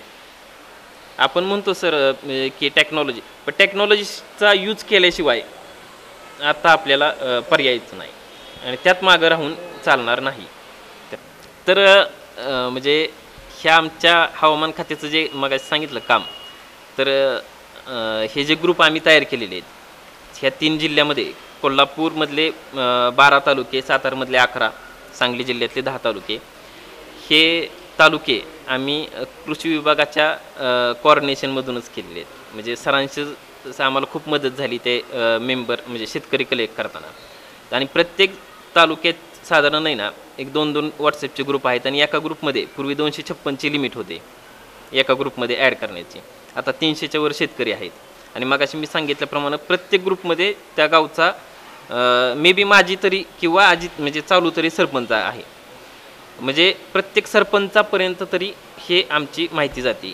आणि हे जे पिकं आहेत ह्या पिकांचं तुम्ही सांगितलं, तर आमचा व्हॉट्सॲपचा जो नंबर आहे त्या नंबरवर म्हणजे आम्ही दरवेळी कृषी मेळावे घेतो, तर त्यावेळेस आम्ही आवाहन करतोच की तुम्ही ह्या नंबरवर तुमच्या गावाचं नाव, म्हणजे शेतकरी बांधव असतील तर त्यांचं नाव, गावाचं नाव आणि तालुक्याचं नाव, म्हणजे आम्ही आमच्या डाटाबेसला सेव्ह करताना करवीर असं सेव्ह करणार, करवीर, नंतर गावाचं नाव कोगे, करवीर, कोगे आणि तानाजी मोरे असं, म्हणजे आम्हाला ते सॉर्टिंग करायला सोपं पडतं. आणि खूप म्हणजे यंग जे फार्मर्स आहेत का नाही त्यांच्यापर्यंत तर आम्ही सर चांगल्या ह्याने पोचतोय. असं नाही भले राहू दे, आम्हाला हमीभाव जरी चांगला मिळाला तर आम्हाला यांच्या कुणाची काही गरज नाही, म्हणजे कुणाकडे जायचं किंवा कोणाच्या दारात जायचं खरंच गरज नाही. मी काल 30 रुपयाने मिरची एकाला टाकली होती, आज गाडी पोतं घेऊन आलो, पावसात नाही जास्त बघितला, 25ने टाकणार असं स्टार्ट म्हणला, मला यायचं होतं इकडे कामाला, तो माझ्या विषय मी टाकली 25नंच आणि परत आली. म्हणजे तशी परिस्थिती बिकट आहे, म्हणजे शेतकऱ्यांची बघतोय ना परिस्थिती खूप, म्हणजे अगदी उगाच हे आता चाललंय. मी मगाशीच आभार मानले की बरोबर कार्यक्रम चांगला ठेवला आणि त्यात सगळेच बोलवू लागते. आता यांनी दामिनी ॲपचं सांगितलंय ना, परवा ओग्यात एका घरात 20 म्हणजे असं येऊन गेले असं नारळीच्या झाडावर. माझ्या दामिनी ॲप पण सर आम्ही आहे, आता तुम्ही म्हणता तसं ना आम्ही आहे ॲक्टिव्ह, म्हणजे आम्हाला गरज आहे म्हणून आम्ही ॲक्टिव्ह. एकदम तुमचं धन्यवाद, कारण वेगळ्या विषयातले वेगळ्या अनुभवातले सगळे व्यक्ती इथं आलेले आहेत, त्या क्षेत्रात ते एक्सपर्ट आहेत. तर आपण शेतीत 2 पिकांबद्दल तुम्ही तुमच्या भावना व्यक्त केल्या की ह्या वर्षी वातावरणाच्या बदलामुळं एक तुमचे भाताच्या पेरणीचा आणि ऊसाच्या भरणीचा विषय. आता आपल्या कोल्हापूर ज्याचा विचार केला तर आपलं मुख्य पीक म्हणजे ऊस पीक, ज्याचं जवळपास 2.25 लाख हेक्टरपर्यंत क्षेत्र आहे. दुसरं पीक म्हणजे भात पीक, ज्याचं जवळपास लाखाच्या आसपास क्षेत्र आहे. आणि तिसरं त्याच्यावर आमचं संशोधन केंद्र आहे नाचणी पीक, जे नगण्य क्षेत्र आहे, परंतु ते पीक आपल्याला वातावरणाच्या बदलानुसार फायद्याचं आहे. त्याचं क्षेत्र आपल्याकडे 16,000 हेक्टर आहे. सर शेती करायची म्हणजे त्यात एक व्हेरिएबल्स असतात की 4-5 एक प्रमुख घटक आहे की शेतकऱ्यांनी कुठलं पीक निवडावं आपल्या शेतीत. त्यामध्ये सगळ्यात पहिला घटक म्हणजे जमीन, त्याच्या जमिनीची प्रत कशी, मध्यम काळी आहे, उथळ जमीन आहे किंवा लाल मृदेची जमीन आहे. दुसरा महत्त्वाचा घटक म्हणजे पाण्याची उपलब्धता, त्याच्याकडे नदी बागायते, विहीर बागायते का फक्त पावसाच्या पाण्यावर शेती होती. आणि तिसरं महत्त्वाचं घटक म्हणजे ही पिकं जे शेतकरी पिकवणार आहे त्याला लागणाऱ्या निविष्ठांची त्याच्याकडे उपलब्धता आहे का. या 3 गोष्टींचा जर शेतकऱ्याचा ताळमेळ बसला तर ते येणारं पीक ते चांगलं येतं, आणि त्याचं आर्थिक गणित जर शेतकऱ्याला बसलं तर पुढे येणाऱ्या अनेक हंगामामध्ये शेतकरी त्या पिकाची लागवड करतो. आता या सगळ्यांमध्ये एकच घटक असा आहे की तो शेतकऱ्याच्या तुमच्या आमच्या कोणाच्याच हातात नाही, ते म्हणजे हवामान. हवामान बदलाबद्दल आपण बोलतोय, त्यामध्ये एक 6 फक्त गोष्टी होतात जे आपण वातावरण बदल आणि शेतीचे तुम्ही 2-3 गोष्टी सांगितल्या. पहिलं म्हणजे ड्राऊट, ज्याला आपण दुष्काळ सदृश्य परिस्थिती म्हणतो, की समजा एखाद्या भागात सोलापूरसारख्या 300-400 मिलीमीटर पाऊस पडतो, तिथं 100 मिलीमीटर पाऊस पडला तर तिथली पिकं एकदम सगळी जाणार. कोल्हापूर भागातही आपल्याला दुष्काळ सदृश्य परिस्थिती काय आढळणार नाही. दुसरा महत्त्वाचा घटक मयूरने आता सांगितलं ती म्हणजे उष्णतेची लाट. कोल्हापूर जिल्ह्यात मी 2018ला आलो, इथले म्हणजे लोक सांगतात की 32-33च्या पुढं कधी टेम्परेचर गेलं नाही, ते आता 39-40च्या पुढे जायला लागलं. जळगाव धुळ्याला 44-46च्या पुढं. प्रत्येक पीक पिकवताना त्याला लागणारं तापमानाची एक मॅक्झिमम मिनिमम रेंज असते. त्या तापमानाच्या रेंजमध्येच त्या पिकाची वाढ होते आणि त्याचे एक फर्टिलायझेशन जे म्हणतो आपण, धान्याची निर्मिती, फुलोरा आल्यानंतर परागीभवन होऊन त्याला एक टेम्परेचर लागतं, तरच त्या पिकाची धान्य निर्मिती होणे आपल्याला त्याचं उत्पादन मिळतं. तिसरं महत्त्वाचं घटक म्हणजे इरेटिक रेनफॉल, म्हणजे पडणारा पाऊस. आता मे महिन्यापासून 14 मेपासून जूनच्या पहिल्या आठवड्यात जवळपास 387 मिलीमीटर पाऊस पडला. कोल्हापूरचा 4 महिन्यात सरासरी पाऊस 1064 मिलीमीटर आहे, म्हणजे 15 दिवसात तुमचा 30-35% पाऊस पडला. आपण दरवर्षी पाहतो 19ला महापूर आला, 21ला महापूर आला आणि त्याच्यानंतरच्या वर्षी आपल्याला जुलै महिन्यात पावसाने खंड दिला. बऱ्याचशा डोंगराळ भागात जो आहे आपला पश्चिमेकडचा, नाचणीचं पीक आपण 100% पावसाच्या पाण्यावर करतो आणि जुलै महिन्यात पडलेल्या पावसाच्या खंडामुळे तिथं शेतकऱ्यांना रोपांची पुनर्लागण करता आली नाही, त्यांची पिकं फेल गेली. पावसाचा इरेटिक रेनफॉल म्हणजे कमी काळात जास्त पाऊस पडणे किंवा पडलेला आपल्याकडे 4 महिन्यात पाऊस त्याच्यात खंड असणे, म्हणजे 2-3 आठवडे पाऊसच पडत नाही. मग आपली जी लाल माती आपण म्हणतो की पंचगंगेला पूर आल्यावर जी जमिनीची धूप होते, की लाल माती जी वाहून येते, ती माती वाहून येण्याचं महत्त्वाचं कारण म्हणजे त्या मातीमध्ये पाणी धरून ठेवण्याची क्षमता कमी. मग त्या भागातल्या शेतकऱ्यांचं सर्वात महत्त्वाचं नुकसान म्हणजे काय, अति पावसामुळे त्या जमिनीचा वरचा जो एकदम सुपीक भाग असतो तो पूर्ण वाहून इकडे येतो आणि ते एक नुकसान होतं. नंतर वादळ आपण बघतोच आहे आणि फ्लड, पुराची म्हणजे पुराचं प्रमाण, पडणारा पाऊस, त्याला असणारं वॉटरशेड, नदीचं पात्र, याच्यात किती ते पाणी सामावणार आहे किंवा आलमटीसारखं धरण, असे वेगवेगळे त्याला जिओफिजिकल रिझन आहे की तो त्या याच्यात राहू शकत नाही. तुम्ही मग अशी जो मुद्दा उपस्थित केला की ऊसाची पाहिजे तेवढी वाढ झाली नाही. जर तुमची भरणीची खतं पडली असती तर तुमची 7-8 पेरं जास्त आली असती आणि मग आपल्याला जुलैमध्ये जो पूर येतो त्या त्या पुराच्या लेवलच्या वर जर आपलं त्याचं राहिलं असतं तर आपल्याला तो ऊस वाचवता आला असता. म्हणजे येणारं पूर हे पण याचं महत्त्वाचं नुकसान आहे. आणि या सगळ्या याच्यावर परिणाम करणारा दुसरा घटक म्हणजे कीड आणि रोग. 3 महिन्याचं पीक असू द्या, 6 महिन्याचं पीक असू द्या, ते बाहेर राहणार आहे. आपण पूर आला, पावसाला, आपण घरातून आपण स्वतःला प्रोटेक्ट करू शकतो, त्या पिकाला दिवस रात्र बाहेर राहायचं आहे. हुमणीचा प्रादुर्भाव सरांना पण माहिती आहे. कृषी विभागाने अत्यंत, जरी पाऊस 14 तारखेला सुरू झाला, हुमणी नियंत्रणासाठी कृषी विभागाने मोठ्या प्रमाणात मोहीम राबवली आणि आपल्याला हुमणीचे ज्या पुंग्या आहेत ते लवकर बाहेर पडले म्हणजेच ते नुकसान जास्त करणार. मग प्रत्येक पिकावर असे एक रोग किंवा कीड आहेत की त्या पिकाचं 30-40% ते जास्त नुकसान करतात. आता आपण आपल्या भागात येणारी पीक पद्धती बघितली. कोल्हापूर जिल्ह्यात आपण ऊस, भात, नाचणी म्हणतो. सोलापूर जिल्ह्यात बघितलं तर आपण तिथली पीक व्यवस्था वेगळी आणि तुम्ही बाजारात जो माल विकायला आणताय तो सप्लाय डिमांड आहे. म्हणजे त्याचा आज जरी तुम्हाला मिरचीचा भाव कमी भेटला तर त्याची पावसामुळे मागणी कमी असेल. ते जर उन्हाळ्यात आपण पालेभाज्या बघितलं त्याचे दर वाढलेले असतात. मग आपल्याला जर या पर्यावरणाचा समतोल राखायचा असेल तर माझं या कार्यक्रमाच्या शेतकऱ्यांनी बहुपीक पद्धतीने जाणं गरजेचं आहे. म्हणजे मोनोक्रॉपिंग झाल्यामुळं काय होतं, आपल्या कोल्हापूर जिल्ह्यात ऊसाचं क्षेत्र आहे, कारखाने, फायद्याचं पीक आहे. शिरोळची परिस्थिती बघतो आपण, तिथं क्षारपाड जमिनी झाल्यात, सातत्याने रासायनिक खतांचा वापर, नंतर ऊसाच्या तण नियंत्रणासाठी मोठी भरणी होईपर्यंत जो 4.5 महिन्याचा काळ आहे त्यामध्ये आपण तणनाशकांचा, विडीसाईडचा वापर करतो. मग रासायनिक खतांचा, कीटकनाशकांचा आणि तणनाशकांचा वापर केल्यामुळे जमिनीची क्वालिटी, जमिनीची जी भौतिक आणि जैविक गुणधर्म आहेत ते बिघडलेले आहेत. मग येणारे आजच्या तुमच्या पिढीने पुढच्या येणाऱ्या 3-4 पिढीपर्यंत ती जमीन सुपीक राहील का नाही याची पण खात्री आपल्याला आज देता येत नाही. शिरोळ तालुक्यात आपण अति पाण्यामुळे सच्छिद्र निचरा प्रणाली तिथं शिरोळ कारखान्यामार्फत केली जाते की पाणी जास्त आहे पण त्याचा निचरा झाला तर त्या पिकाला, मग हे प्रश्न भविष्यात वाढत राहणार आहेत. मग शेतकऱ्यांनी समजा त्याच्याकडे एखादी एकर शेती असेल, 5 एकर शेती असेल, त्यांनी 3-4 एकर त्याचं मुख्य पीक ऊस किंवा काय असेल ते लावावं. उरलेल्या क्षेत्रात जर त्यांनी कडधान्य असेल, तृणधान्य असेल, वेलवर्गीय पीक असतील अशी जर लागवड केली, आपण बघू शकतो की लहानपणी तुमच्या माझ्या खाण्यात बाजरीची भाकरी असेल, ज्वारी होती, आज आपण मैद्यापासून बनवलेले सगळे पदार्थ देतो कारण त्याची उपलब्धता वाढली आणि ज्वारी, बाजरी, नाचणीचं क्षेत्र कमी झाल्यामुळे ते आपल्या मुलांच्या पुढच्या पिढीच्या खाण्यात आपण देऊ शकत नाही. त्याचे जसे परिणाम आपल्या शरीरावर, आपल्या आरोग्यावर होत आहेत, लाईफस्टाईल डिसीजेस आपण म्हणतो, मधुमेह असेल, शुगर असेल किंवा हार्ट डिसीज, हे सगळे आपण ओढून घेतलेले आजार आहेत. मग आपलं आरोग्य आणि जमिनीचं आरोग्य जर आपल्याला राखायचं असेल तर बहुपीक पद्धतीने जर आपण गेलो तर पर्यावरण समतोल राहील, पक्षी राहतील, आपल्याला कीटकनाशकांची गरज पडणार नाही. प्रत्येक निसर्गात जीवस्य जीवनम असं आपण म्हणतो. निसर्गातला प्रत्येक घटक जगवणारा त्याला जो घटक आहे तो निसर्गाने निर्माण केलेला आहे. किडींचा कंट्रोल असेल किंवा रोगांचा कंट्रोल असेल तो निसर्गाने आपोआप होतो. फक्त हा समतोल जर आपण ठेवला. आता मुख्य विषयाकडे येतो की भरड धान्य नाचणी आपण ज्याला म्हणतो, एकूण 6 पिकं त्याच्यात येतात. कृषी विभाग असेल, विद्यापीठ असेल, आपल्या सर्वांच्या मतीने आपण असे एक प्रयत्न करतोय की खरीप हंगामात तुम्ही भाताची लागवड करा. ज्या शेतकऱ्यांचं पूरबुडीत क्षेत्र आहे, खरीप हंगामात त्याला कुठलंही पीक घेता येत नाही, त्या ठिकाणी जर शेतकऱ्यांनी नाचणीची लागवड केली. नाचणी असं पीक आहे की ऊस आणि भातापेक्षा फक्त 25 ते 30% पाण्यामध्ये त्या पिकाची पूर्ण वाढ होते. उन्हाळी हंगामात कोल्हापूर जिल्ह्यात कुठंही हिरवा चारा नसतो. उन्हाळी हंगामात जर आपण नाचणी केली, 5 तालुक्यात आपण त्याचं क्षेत्र विस्तार करतोय. 10 गुंठ्यात 4.5 क्विंटल म्हणजे जवळपास एकरी 15 ते 16 क्विंटल नाचणी उत्पादन कागलसारख्या सुळकुड या गावी शेतकऱ्यांनी काढलेलं आहे, उन्हाळी नाचणी. आणि नाचणीचा हमीभाव जर आपण बघितला तर 49 रुपये प्रति किलो हमीभाव आहे. त्याचे खरेदी केंद्र पण सुरू होते आणि शहरात या पिकांची मागणी वाढणार आहे. नाचणीनंतर राळा नावाचं दुसरं पीक आहे, ज्याचे आपण भगर उपवासाला खातो. उपवासाला भगर का खातो? त्याच्यात फायबर असतात, पौष्टिक घटक असतात. तुम्ही थोडी जरी भगर खाली तरी दिवसभर तुम्हाला भूक लागल्यासारखं होत नाही, तुमच्या अंगात ते ताकद देतं. मग फक्त उपवासालाच न खाता जर आठवड्याला 2-3 दिवस आपण ते खाण्याचा आपल्या घरात वापर सुरू केला तर आपली मुलं खातील आणि या पिकांची मागणी वाढेल आणि या पिकांचं क्षेत्र वाढवायला आपल्याला त्याचा फायदा होईल. मग अशा पद्धतीने जर आपण या भरड धान्याचा समावेश केला किंवा इतर कुठल्याही पिकांचा केला, तर बहुपीक पद्धतीने आपण गेलो तर निश्चित ही शेती टिकवायला आपल्याला त्याची मदत होईल. दुसरं म्हणजे या पिकांवर कीड आणि रोगांचा प्रादुर्भाव अत्यल्प आहे.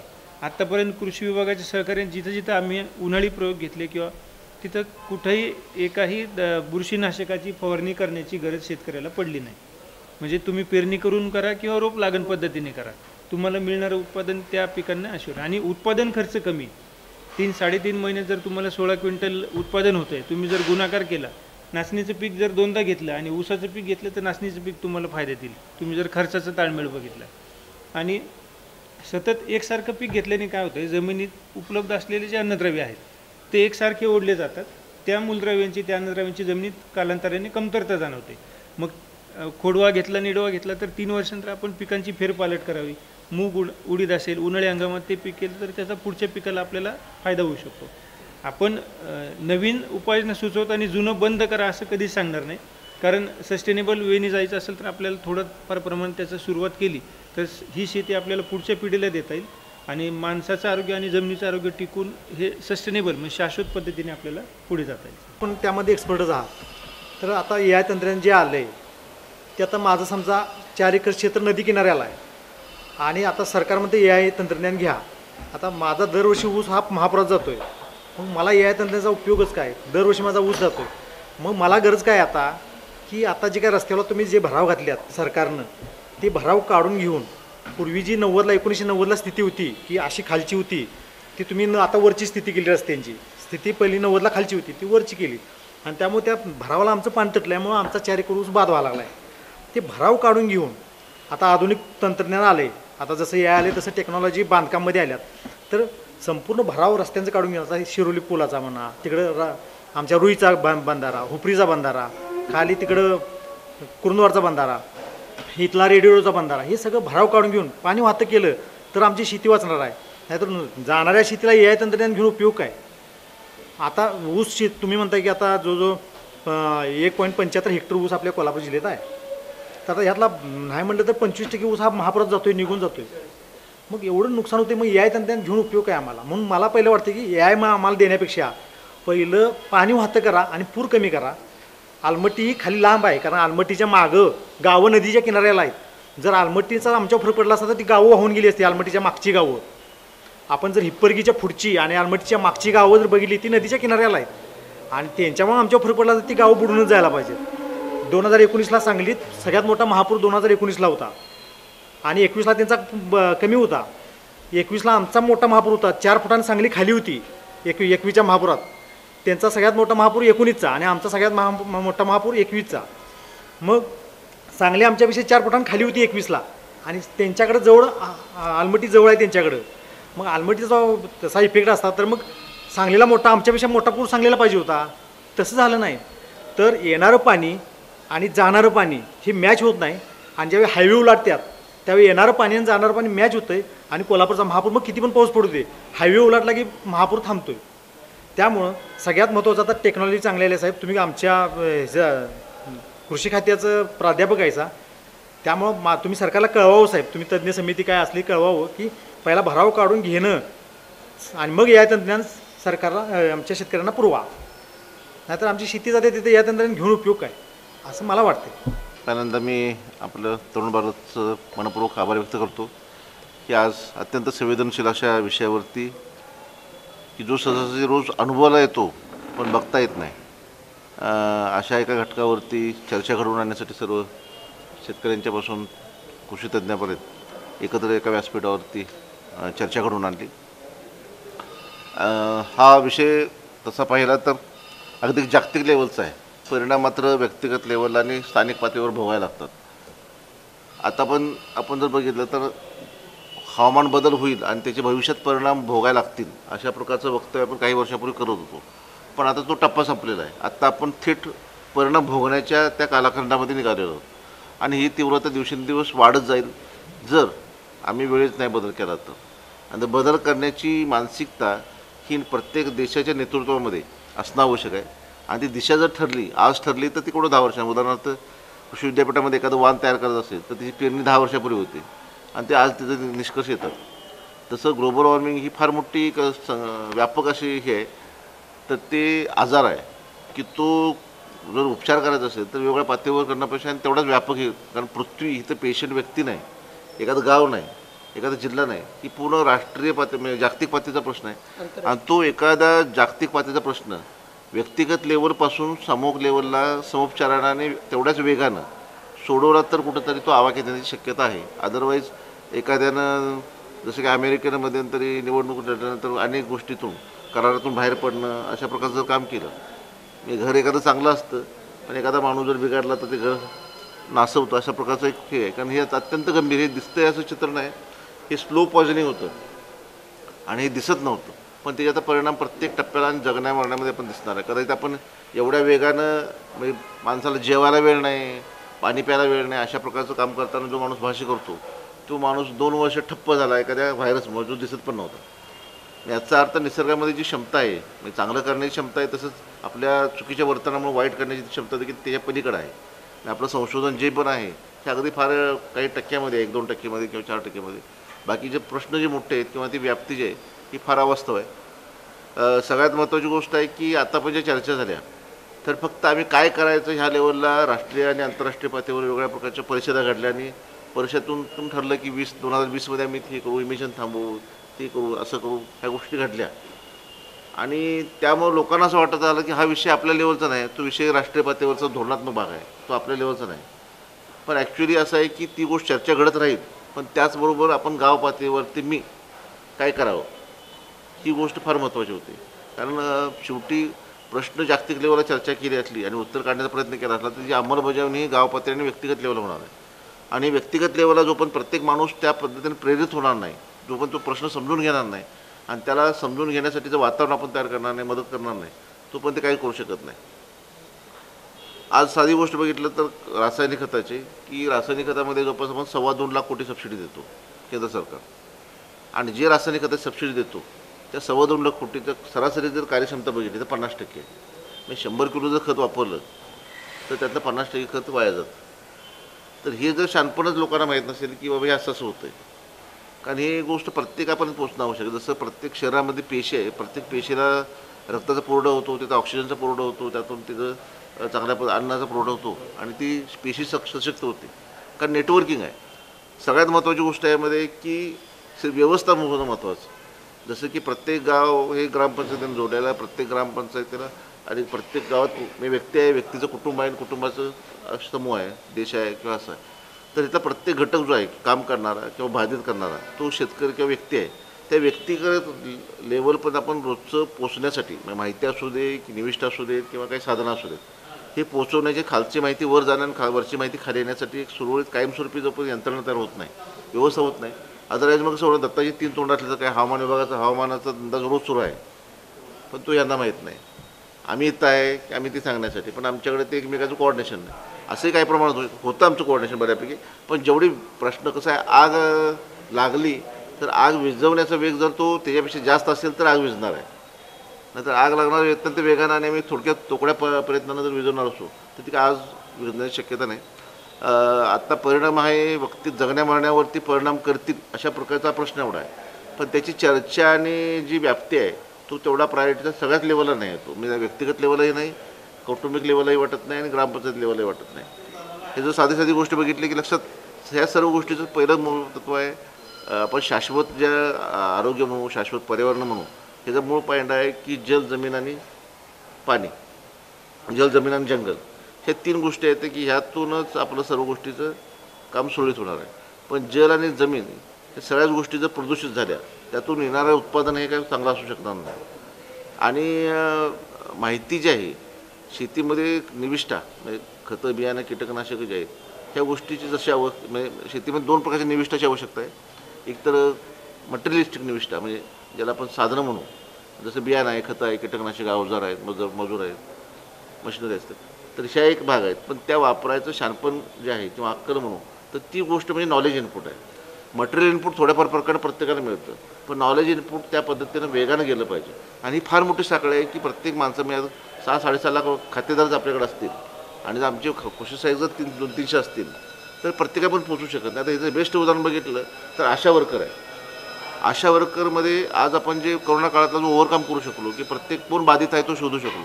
आज आपल्या घरातल्या पोरग्याचं वजन किती आहे, आपली महिला घरामध्ये कोणतं आहे म्हणजे आई बहीण की तिथं गर्भवती आहे का किंवा काय परिस्थिती आहे हे कदाचित आपल्या नवऱ्याला पण माहीत नाही, आपल्याला पण माहीत नाही, पण ते आशा वर्करला माहीत होतं. याचं कारण असं की प्रत्येक गावापर्यंत पोहोचणं, प्रत्येक व्यक्तीपर्यंत पोहोचणं आणि त्या व्यक्तीचं एकदा वस्तुस्थिती कळाली की त्याप्रमाणे आपण स्ट्रॅटेजी करू शकतो, अंमलबजावणी करू शकतो. तर ही व्यवस्था महत्त्वाची आहे. म्हणजे त्याची व्याप्ती जेवढा प्रश्न आहे त्या प्रमाणात आपल्याला स्ट्रॅटेजी पण आणि मनुष्यबळ या सर्व गोष्टीचं त्यात एंगेजमेंट करणं आवश्यक आहे. दुसरी गोष्ट आहे इंटर डिपार्टमेंटल कोऑर्डिनेशन जे आहे. म्हणजे कुणाकडं इथं प्रश्न कसा आहे, आपण ज्यावेळी एखादी घसरणारी जमीन असते म्हणजे काहीतरी घसरटपणा आला आहे तर त्यावेळी आपण कुणाला तर सपोर्ट करतो आणि एकमेकाला धरून पुढे जाण्याचा प्रयत्न करतो. आज परिस्थिती तशीच आहे. जागतिक हवामान बदलामध्ये अनेक प्रश्न मोठ्या प्रमाणात तयार व्हायला आहेत. तर हे प्रश्न आता एकट्या व्यक्तीलाही सुटणार नाहीत, एका संस्थेलाही सुटणार नाही. तर अनेक संस्थेनं सातत्यानं माहितीची देवाणघेवाण करून हे जर पुढे गेलं तर मग ते कुठंतरी आपल्याला काही प्रमाणात त्याला सामोरं जाऊ शकतो.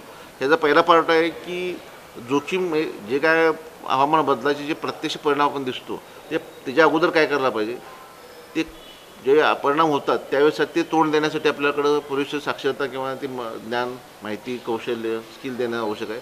आणि त्याच्यानंतर जी जोखीम झाली, आता झालं काय वेळेस ती समजा आता 20 पट्टी 2 जनावर वारली, एखादी व्यक्ती वारली, त्याच्या पुढं काय, तर त्या माणसाला उभा करण्यासाठी जोखीम झाल्यानंतरचं जोखीम व्यवस्थापना म्हणून त्या माणसाला उभा करण्यासाठी इन्शुरन्स म्हणा किंवा ह्या पद्धतीची एक व्यवस्था तयार करणं. आता पहिल्याच्या अवस्थामध्ये कशी आहे की जसं आता हे पहिल्यांदा कोऑर्डिनेशन होणं आवश्यक आहे की म्हणजे माहितीच्या बाबतीत हवामानाची जी माहितीची देवाणघेवाण आहे तो पहिला भाग झाला. दुसरी गोष्ट आहे की जमिनीमध्ये आता माती परीक्षणाचा गरज आहे. जमिनीत सगळ्या आमच्या माणसाला जगातलं काय चाललं आहे, युक्रेन आज बॉम्ब टाकला का रात्री 11 वाजता अमेरिकेवर हल्ला केला, हे सगळं मला माहीत आहे. पण माझ्या मातीचं परीक्षण करायला पाहिजे याची ग्रॅव्हिटी मला नाही आणि त्यात काय आहे हे जोपर्यंत कळत नाही. म्हणजे आज MD डॉक्टरकडे जर गेलो आणि कुठला जर निष्ठात नसला तर तो काय बिन बघून नुसतं डायरेक्ट उपचार सुरू करू शकत नाही. ते एक माणूस आज पेशंट ॲडमिट केला, एक दोन रक्त घेतं, कोण लघवी घेतं, कोण तपासायला देतं आणि त्या रिपोर्टवर आधारित तो माणूस कन्क्लुजन करून डायग्नोसिस करून उपचार सुरू करतो, उपचाराची दिशा करतो.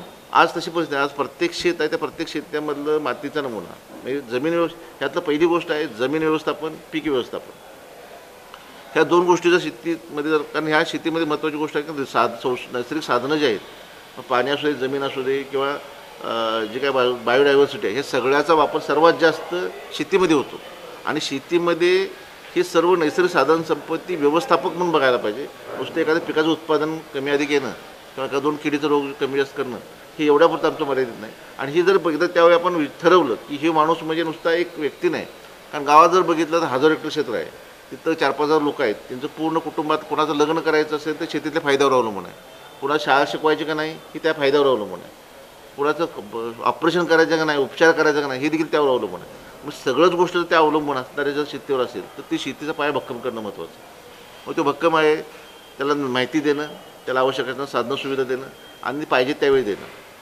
तर ही व्यवस्था आयसोलेट होऊ शकत नाही. आज कसं होतं आहे, आज 500 शेतकरी एका गावात आहेत तर 500 शेतकरी 500 वेळा एका दुकानात जातात, हे म्हणतात की मला सोयाबीन द्या, ते म्हणतात सोयाबीन बियाणं द्या, ते म्हणतात मला सोयाबीनची बाटली द्या. पण 500 लोकांनी जर संघटन केलं असतं तर 500 गुणिले 1 एकर जर जमीन धरली तर किमान 50 किलो बियाणाचं 500 गुणिले किंवा 100 किलो धरलं तर 5 टन बियाणं लागेल. 500 ह्याच्यासाठी कीटकनाशकाची एखादी बाटली लागेल, 500 लिटर बाटलीला कीटकनाशक लागते. तर ह्या सगळ्या गोष्टी ज्या व्यक्ती गेला तर ते मला 10 मिनिटं थांब, 5 मिनिटं थांब, नाही चाललं आहे महत्त्वाचं काम ते करतो आम्ही. म्हणजे त्यामुळे डिलिंग पॉवर जी आहे ती राहिलेली नाही. ज्यावेळी एक शेतकरीच्याऐवजी एक शेतकरी समूह म्हणून जाईल आणि मला 5 टन बियाणं पाहिजे तर त्यावेळी तो आता येऊन बस म्हणाल, तो बाहेरनं बोलणार नाही, त्याला चहा पाणी करणार, आदर ठेवून. आणि दुसरी गोष्ट मग त्याला त्याच्या कपॅसिटीनं बाबा तुम्हाला 10% कमी देतो, 20% कमी देतो, पाहिजे ते देतो, तुम्हाला सल्ला देतो, तुमच्या घरपोच करतो, अशा प्रकारची डिलिंग कपॅसिटी तयार होऊ शकते. आणि हे जोपर्यंत होत नाही तोपर्यंत शेतकरी व्यक्तिगत लेवलला फारसं काय करण्यामध्ये मर्यादा येतात.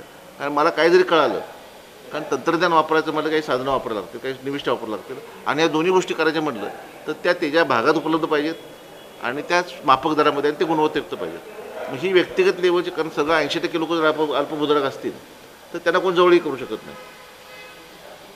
तर माझी व्यक्तिगत नामदेव परिट म्हणून माझी व्हॅल्यू फारशी नाही आहे, पण एका व्यवस्थेचा भाग म्हणून माझी व्हॅल्यू आहे. तशीच प्रत्येक गोष्टीमध्ये म्हणजे ह्याचं जसं पूर्वी गाव लेवलला सोसायटी तयार झाल्या, नंतर जिल्हा बँका तयार झाल्या, नंतर राज्य सहकारी बँक झाली, हा झाला एक भाग.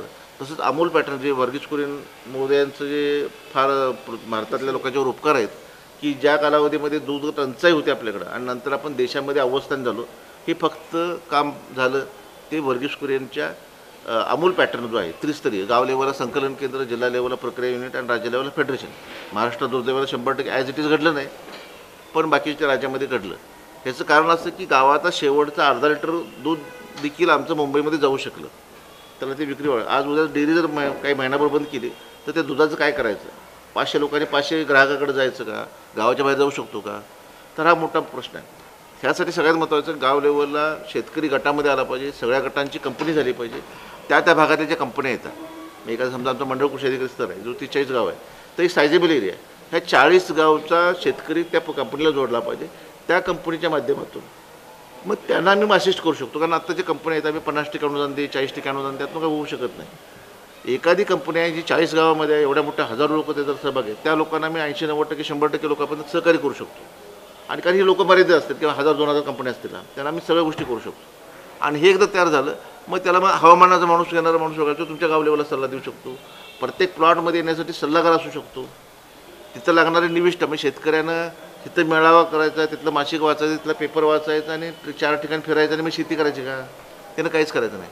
त्यानं फक्त शेतात बाहेर त्याला सगळ्यात चांगलं बियाणं शेतात मिळेल, तिथं सगळ्यात चांगलं रोपं तिथंच मिळतील, सल्ला तिथंच मिळेल, खतं तिथंच मिळेल. त्यानं फक्त 4 बांधातलं माल तयार करावा आणि तो तिथं बांधा तिने सांगितलेल्या सल्ल्याप्रमाणे करून जर बांधावर ठेवला तर एक गुड ॲग्रिकल्चर, मग शेतीच सगळ्यात उत्कृष्ट होईल. आणि त्याचं काम फक्त शेतात काम करणं एवढंच राहील. मार्केटिंग ही प्रक्रिया वेगळी राहील. आणि नुसती 10 पावलं जरी उत्पादनामध्ये चांगली आम्ही टाकली तरी सगळं, मग साहेब म्हणलं तसं हात न लावता एखादा मार्केट यार्डातला माणूस त्याचं उत्पन्न 50% कमी सहज करू शकतो. साधी गोष्ट आहे की एखाद्या बाटलीमध्ये 5 टोमॅटो बसत असतील आणि टोपण व्यवस्थित बसत असेल, आम्ही 6वा टोमॅटो घातला तर 1 टोमॅटो खराब होत नाही, 6 टोमॅटो खराब होतात. तर आम्हाला जोखीम व्यवस्थापनामध्ये जसं नैसर्गिक जे काही हवामान बदलाच्या अनुषंगाची जोखीम आहे, जसं की अगोदर कळवणं आहे, नंतर येणारच आहे, तर मग जमीन आच्छादन, जसं आता हातकणं गगनबावड्यामध्ये 5000च्या आसपास पाऊस पडतो, तर त्या जमिनीची मॅनेजमेंटच वेगळी करायला लागणार आहे.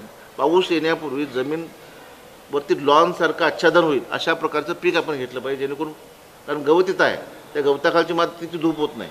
पण आमच्या पिकाखालची जी मोकळं जमीन आहे, ऊस आहे, ऊसाखाली सारखी मशागत केलेलं आहे, रुंद सरी आहे, तिथं जिथं उगवलेलं नाही तिथली माती धुवून जाणार, तिथलं अन्नद्रव्य धुवून जाणार आणि ऊस पांढरा फटफटीत होणार. मग ते वर्षभर केलेल्या कष्टाला व्हॅल्यू राहणार नाही.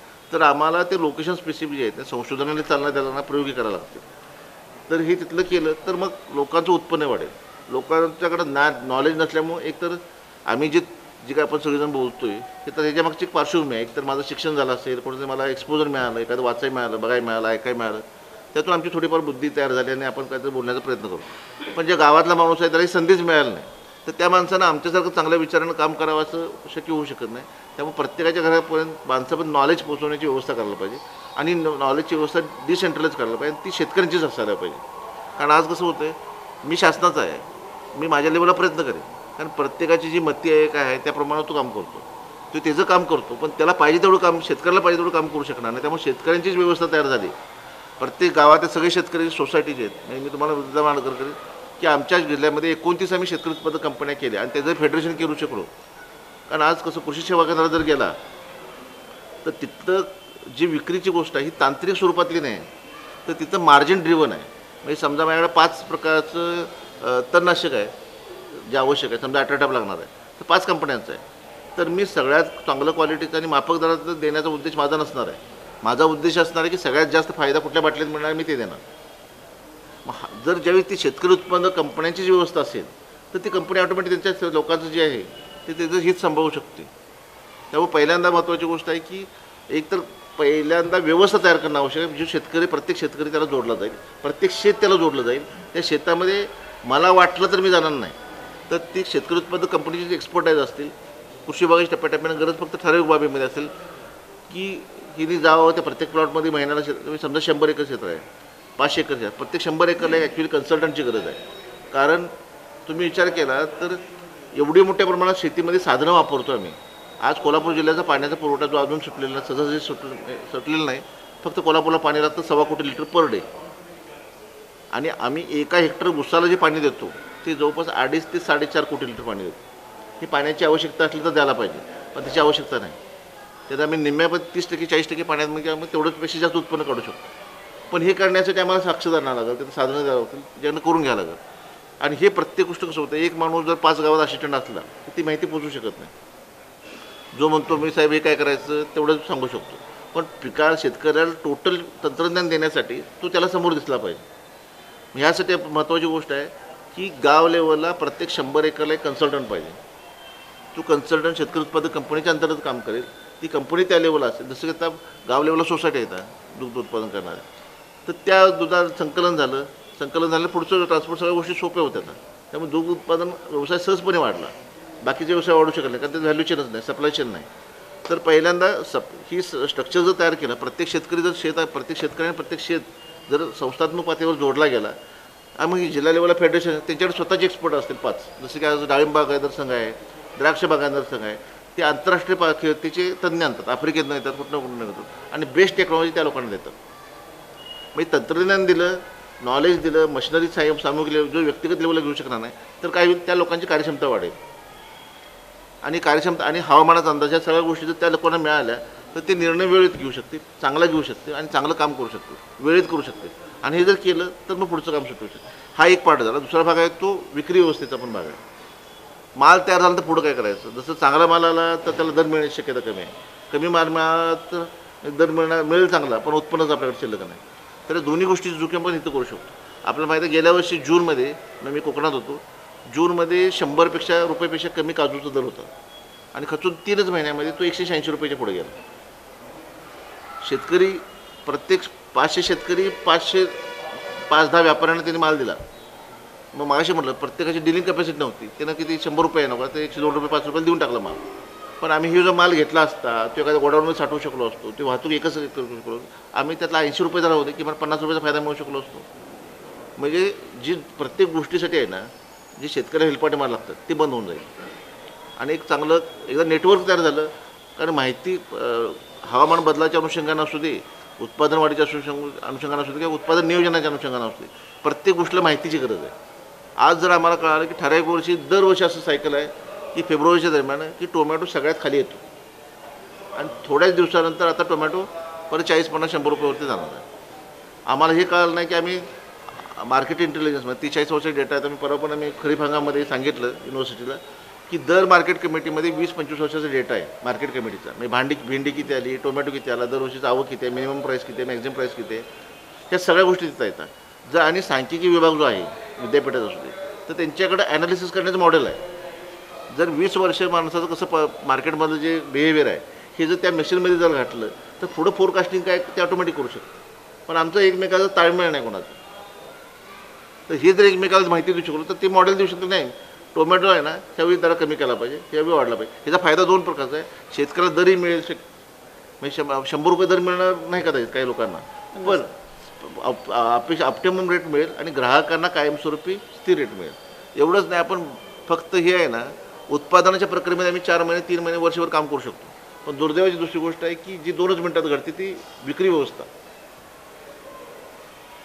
50 रुपयाचा जरी माल असला तो तिथं गाव लेवलला 100च मिळतो. तर ही व्यवस्था देखील आपल्याला स्वस्त धान्य दुकानं आहेत.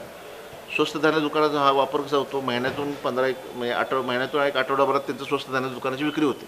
व्यवस्था गाव लेवलपर्यंत आहे, त्याला सगळे लोक जोडलेले पण आहेत. पण दुर्दैवाने वापर फक्त तो हिच्यासाठी होतो. तिची व्याप्ती आम्ही तेलासाठी वापरू शकतो, कडधान्यासाठी वापरू शकतो, बटाट्यासाठी वापरू शकतो, कांद्यासाठी वापरू शकतो आणि भाजीपाल्यासाठी म्हणजे त्या भागातील शेतकरी उत्पादक कंपनी आपण असं करू शकतो. ही आमची कंपनी आमच्या भागातल्या लोकांचं जे काही माल तयार होईल ते काही अंशी गोळा करेल, जिथं जेवढं खपतं तिथं विकेल आणि अतिरिक्त माल राज्यातल्या सगळ्या 1000 कंपन्यांना विकायचा प्रयत्न करेल आणि 1000 कंपन्यांचा माल देखील ते विक्री केंद्र म्हणून काम करेल. अशा स्वरूपाचं जर काम घडून आलं तर एक व्यवस्था अशी तयार होईल की मग मार्केटची जोखीम कमी होऊन जाईल. टेक्नॉलॉजी एकदा कसं आहे, जर पिकाला चांगलं पालनपोषण मिळालं, एक त्या प्लॉटला जी व्हरायटी आहे तीच मिळाली, तिचं मशागत झाली असेल चांगली, तिचं खत पाहिजे त्या प्रमाणात झालं असेल, तिचं पोषण झालं असेल तर त्याच्यामध्ये कीड आणि रोग येण्याचं प्रमाण फार कमी असेल. आणि जरी कीड रोगाचं व्यवस्थापन आहे, फक्त कीटकनाशक 100 उपाय आहे, तो पहिला उपाय नाही. आम्ही काय करतो, फक्त 100 उपाय सांगतो, कारण तो कृषी सेवा केंद्रातून गेलेला असतो. जर एक्सपर्ट म्हणून जेव्हा माहिती देईल तर पहिल्यांदा ट्रॅप देईल, एखादा ट्रॅप क्रॉप देईल. मग एखादं झेंडूसारखं पीक लावेल, एरंडेलसारखं जर 4 झाडं असली तर ती तिथली कीड आकर्षक करते, त्यावर अंडी घालेल. पहिल्यांदा एकच कीड येईल, ती अंडी घालेल, त्यात 4-5 अंडी तयार होतील. पण ती अंडी जर आम्ही नष्ट करू शकलो तर आम्हाला पुढचं गरज नाही बसणार. ह्याचं निमार्क तेल आहे, नीमचं कडुलिंबाचं तेल आहे, त्याच्या फवारणीचं 2-4 झालं तर कीडनाशक येण्याचं रेपेलंट भाग आहे तो. नंतर मग ग्रीन पेस्टिसाईड आहे, ज्याला कमीत कमी शरीरावरती परिणाम होतो. आणि मग शेवटी रेड आहे. आत्ता आम्ही काही बघत नाही, डायरेक्ट आम्ही रेड मारतो आणि रेड मारलेला माल कदाचित उद्या परवा दिवशी पण मार्केटमध्ये येऊ शकतो. म्हणजे नुसतं शेतमाल आत्ता डॉक्टर आम्हाला दवाखान्यात नको करायला, डॉक्टर आम्ही शेतात आणि आमच्या किचनमध्ये करायला पाहिजेत. कारण त्यांना माहीत आहे जर हिने 2 बाटल्या कमी फवारल्या तर 4 माणसं कदाचित चुकीच्या रोगाचं होण्याचं प्रादुर्भाव होण्याची शक्यता आहे ती कमी होऊ शकते. आणि ही साक्षरता आहे ना, नुसतं भाजीपाला आणि शेती म्हणून नाही, की आता पूर्ण व्यवस्थापन म्हणूनच काम करायला लागणार. माणसं आता तब्येत कमी करायची डायटिशियन म्हणून टोमॅटो खाऊ शकतात, पण टोमॅटो तो तेवढा सुरक्षित आहे का, हा पण एक महत्त्वाचा भाग होतो. त्यामुळे ही गोष्ट आहे, पहिली व्यवस्था करणं गाव लेवलपर्यंत, म्हणजे खरेदीच्या माला पूर्ण तंत्रज्ञान, निविष्ठा, अवजारं, सर्व गोष्टी देण्या, क्लायमेटची माहिती ही देण्याची शेवटच्या शेतकऱ्यांची माहिती असतं. कारण ती व्यवस्था असेल ती एकमेकाच्या विश्वासावर असते. ह्यांच्या गावात ह्यांच्यावर विश्वास असणार आहे. जरी मी राज्यपालमुळे किंवा कोणी वरचं जर कोणी आलं तर त्या माणसावर एवढा विश्वास नसणार जेवढा ह्यांच्यावर असणार आहे. त्यामुळे गावातल्या लोकांची एकमेकाला माहिती पण आहे, ती एकमेकाला चर्चा करू शकतात, ती गोष्ट म्हणू शकतात की बाबा हवामान असं बदललं आहे तर आपल्याला असं करायला पाहिजे. आज ऊस तोडण्याचा प्रश्न आहे. लोकांनी आता ऊस लावायचा का नाही, किंवा लावला तरी त्यांचं पुढं संकट आहे की ऊस जाईल का नाही. गावात माणसं आहेत पण काम करायला कोण माणसं नाही. आपण सर्व आता पण बीड आणि उस्मानाबादच्या लेबरवर अवलंबून होतो. तिथल्या लोकांनी पैसे घेऊन ते पैसे घेतले, काही लोकांनी तर तुम्हाला वेगळा, त्यांना लोक आयुष्यातून उठली.